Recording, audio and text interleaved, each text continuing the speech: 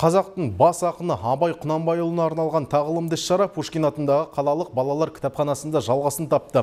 Іс-шара барысында жас өрендер ұлы ойшылдың ғибратты ғұмырынан сыр шертер сахналық қойылым ұсынып, қара сөздері мен өлеңдерін жатқа оқыды. Өнер мен өрелі ой ұштастырған кештің көрінісін әріптесім тарқатсын. Қалалық балалар кітапханасында өткен танымдық іс-шараның басты мақсаты ұлт руханиятының темірқазығы Абай Құнанбайұлының әдеби мұрасын жас ұрпаққа таныстыру. Ұйымдастырушылардың айтуынша бұл бастама өскелең буынның ұлы ойшылдың өнегелі өмір жолы мен шығармашылығын жан-жақты білуге, даналыққа толы еңбектерінен тағылым теруге жол ашады. Абай Құнанбайұлының 180 жылдық мерейтойына арналған Абай ұлы тұлғаты тағылымы терең, мазмұны бай, көркемдік деңгейі жоғары рухани кеш ұйымдастырылды. Бұл кештің бастауы Мұхтар Әуезовтің Абай жолы роман эпопеясының желісімен даналықтың дәні атты сахналық қойылыммен ашылатын болады.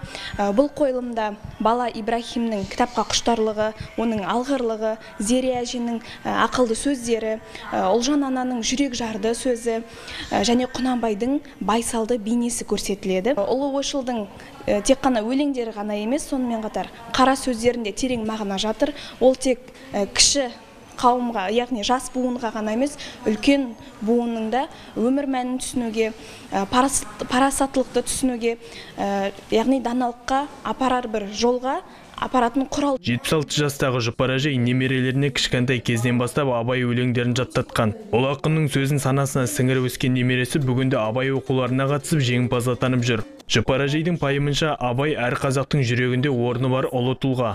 Оның әрбір шығармасы өмірлік ұстаным мен тәрбие құралы. Бүкіл шығармашылығы мен аудармасы, қара сөздері, барлығы, өлеңдері, мынау кейінгі жас ұрпақтарға келе жатқан тәрбиелік мәні өте зор, үлкен болып тұр.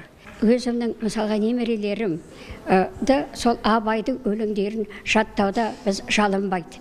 Мысалға менің кішкентай немерем 2-ші сынып оқып жүргенде 20 өлеңден жаттап алған еді. Құдайға шүкір, тәуба, олар бірінші орын алып келе жатыр сол кішкентай балам.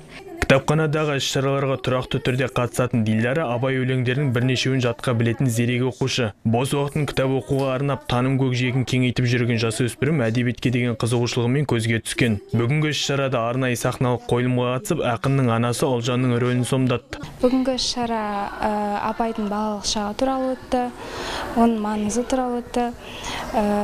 Біз үнемі кішкентайымыздан бастап Абай туралы ақпараттар біліп, соны оқитынбыз. Әне өлеңдерін жаттайтынбыз. Жаңағы айтып кеткен мен жазбаймын өлеңді ермек үшін, және сенбе жұртқа тұрса да қанша мақтап дегенін білем. Сосын тағы 2-3 өлең білем. Ұлттың рухани өзегіне айналған Абай мұрасы мәңгі құндылық. Осындай тағылымды іс-шаралар арқылы жас ұрпақ ақынның терең ойы мен өнегелі өмір жолынан сабақ алады. Ал кітапхана қабырғасында өткен кеш соның айқын дәлелі. Бейбіт Нұрмұханов, Жалғас Орынбаев, Қостанай телеарнасы.